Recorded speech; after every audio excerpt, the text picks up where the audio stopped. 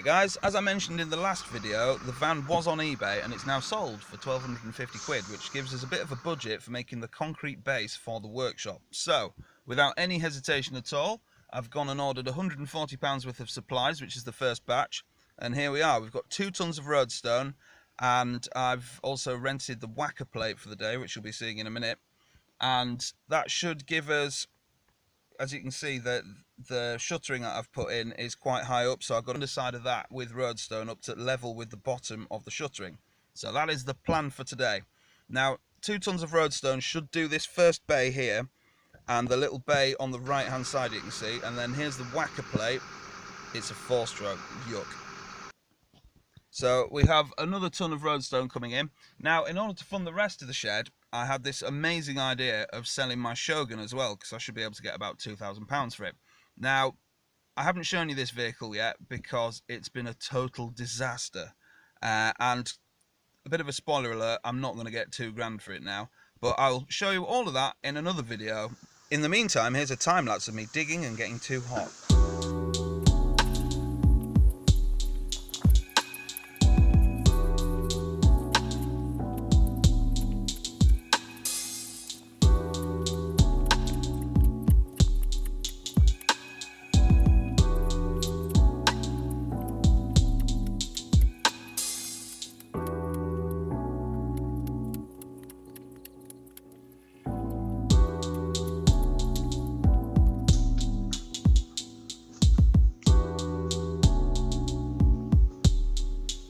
So this is the whacker plate. It's a 4-stroke. I'm not a big fan of 4-stroke engines. They're sort of the show-offs of the internal combustion engine world. Oh, we'll always start first time, we'll be reliable. Yeah. I like excitement from 2 strokes. So let's have a boring cold start of a boring engine. Here is the choke, and here's the on switch, and oh yeah, great, yeah, fantastic.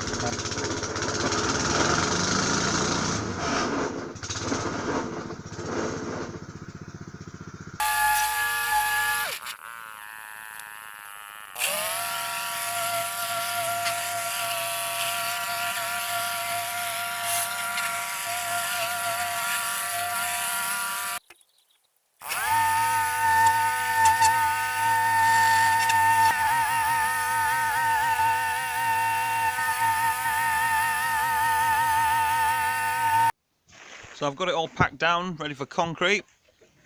I think I've done it all right. I've never done that before, obviously. It's quite thick as well, look. This is a 3-inch piece of wood. I'd say it's at least 4.5 inches thick. So that was 2 tons of roadstone. Now, on this exhaust, there's a big sign on the top that says, "It's hot. Be very careful." So anyway, it turns out they were right. That is an imprint for it burnt onto my arm. So now you know. Never lean on it or catch your arm on it while it's hot, because that'd be an idiotic thing to do, wouldn't it? Phil. It's concreting day. My father-in-law Neil's doing all the hard work, and this is as far as we've got. I think this is 3 loads, 2 or 3 loads in. We're having to mix it at the front of the house and barrow all the concrete back here.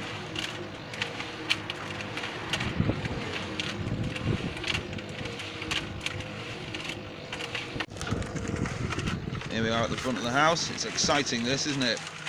There's your ballast, or my ballast. There's some concrete. Yeah, it's all happening. Might even see a car. Whoa! So with the dream team of me mixing concrete under the supervision of Neil, and then barrowing it around the back of here, and then Neil screeding it and tamping it down, we have this masterpiece. I forgot to put plastic under it. Is it too late? Shall I lift it up?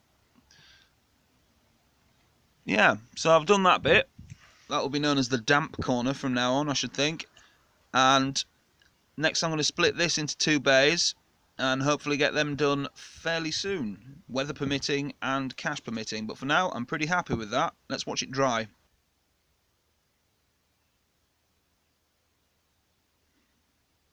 Well, that was great, wasn't it? It's a nice sunny day. It's going to be 7 degrees tonight and tomorrow night.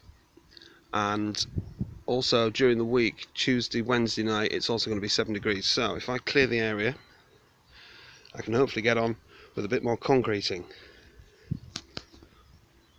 I haven't got any help today either, I'm on my own, so this should be fun. I've never concreted on my own, in fact I've only ever concreted twice before anyway, and that was with people that knew what they were doing.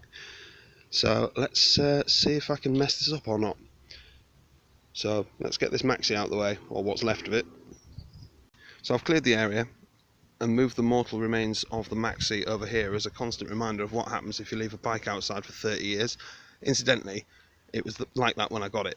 I only bought it for the wheels, but there'll be a video on that at some point if you've not seen it already. So the next job, which I forgot to do when I laid this slab, is to lay a layer of this plastic, I think it's called visqueen, down, which is going to stop damp rising up through the underside of the concrete and stop it going mouldy and damp in there.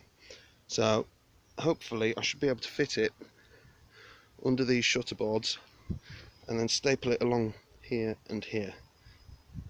I'm only doing this bay today. This one hopefully will be midweek, and then it'll be basically complete up to where it comes in a bit there. So the wall is going to be going up there and then come in again around that tree, and then the rest of it will be pretty much a perfect rectangle. So that is the plan. I'll see if I can get this pulled through. We are then a sea of black. The one on the left is the one we're doing today. The one on the right is the one that will hopefully be done during the week if I can afford the materials and if the weather's alright. And this big roll here needs loads of room because you have to unfold it once it's out. So it's about probably 4 or 5 times the width now. So I've got to find something to do with all of this without cutting it off, because I want it all to be one piece underneath, so that I can get near it with the mixer and the materials, because I don't want to walk on this if possible. So that's the plan, and then I can get set up. I'm thinking of possibly getting set up in that bay there with the mixer, so I can just tip it straight in there. Here we go then, we're all ready. Got cement down there, ballast, mixer, water. I've run a hose and an extension lead from the house, which is all the way down. All the way down there where that window is. I've put some bags down to protect the plastic. I think it's called visqueen, that's what my dad calls it, but he's the only person I've ever heard call it that, so he might have made it up, I don't know. But yeah, so let's get concreting.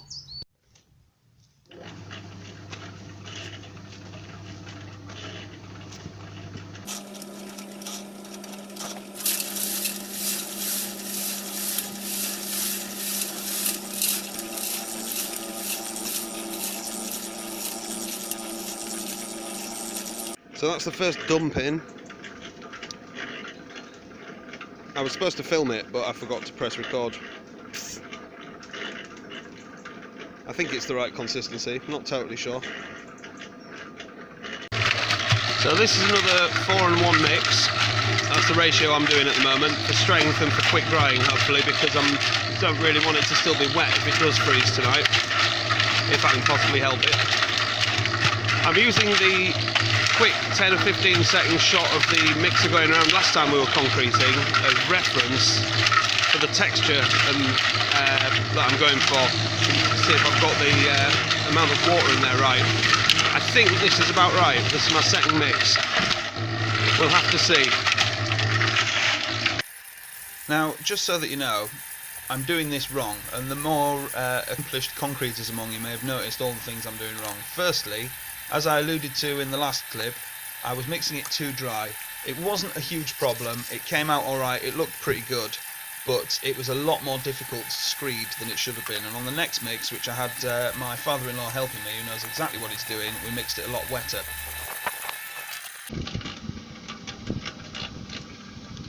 Secondly, when I did this bay, I started off by putting the sand and cement in dry and then adding water, and this is pretty much the exact opposite way around how you're supposed to do it. You add water and then add cement to the water and then add your ballast, and then when it's nicely mixed you can fine-tune the consistency by either adding more ballast and cement or more water. Right, we're an hour or two in now. I've used I think 3 bags of cement at 4-to-1, so that gives you an idea of how much I've used.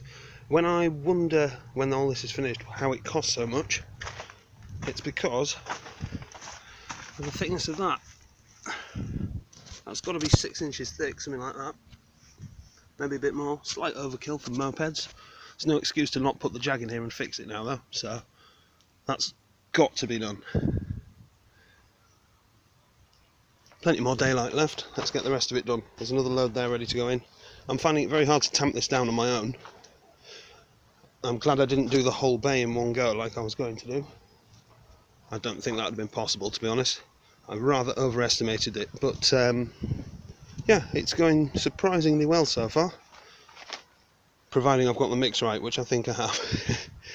Suppose I'll find out tomorrow when it's all liquid. Right, let's carry on.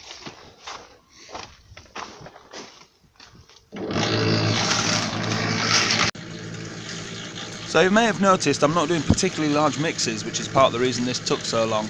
I'm mixing at a ratio of 4:1, as I've mentioned, so I was doubling it up and making it 8 and 2, but I was using a spade instead of a shovel because the spade gets in the cement bag a lot easier. When I was doing the next slab with my father-in-law, we were doing 12 and 3, and we were using a shovel, so they were big old shovel loads. Unfortunately, the stand for the mixer couldn't cope with that weight, it turns out. I assume it must have been damaged already, and one of the legs bent, and the mixer tipped over, dumped all its concrete out onto the floor, and then the rotation of the drum made it walk off around the garden until it eventually ate its own power lead, which stopped it in its tracks. I then, after about an hour's delay, managed to sleeve the leg to give it a bit more strength, which is basically the same repair I was doing on the tent workshop all the time. Okay, so I started at 10 o'clock this morning. I had to go out and run an errand for my wife halfway through, and I've just come back from rescuing her because she had a flat tyre. It's getting dark. I've got that much done, and there's no light here, so this is going to be great.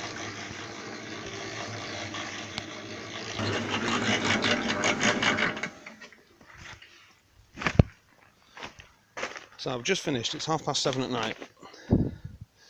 There's a couple of places that aren't perfect, but to be honest, I just want to stop now. So I've just got to clean everything up and go in. The mixer's had water and gravel going around in it for a bit, which should hopefully clean it out. And tomorrow's another day. Also, because there's no light up here, I've been working by the light on my phone on this comedy 1990s halogen desk light, which keeps flickering out, but seems to be doing alright at the moment. Here it is in the light of day, 9 o'clock next morning. It does look a lot better than I thought it would, considering that from about where that mud has come into it there onwards was in the dark. There are imperfections in it, and if I want to I can skim over those, I suppose, but on the whole I'm very pleased with the result. I also did some more on the following Tuesday. Bing! There we are. Hopefully it'll be done next time you see it. Thanks for watching, guys.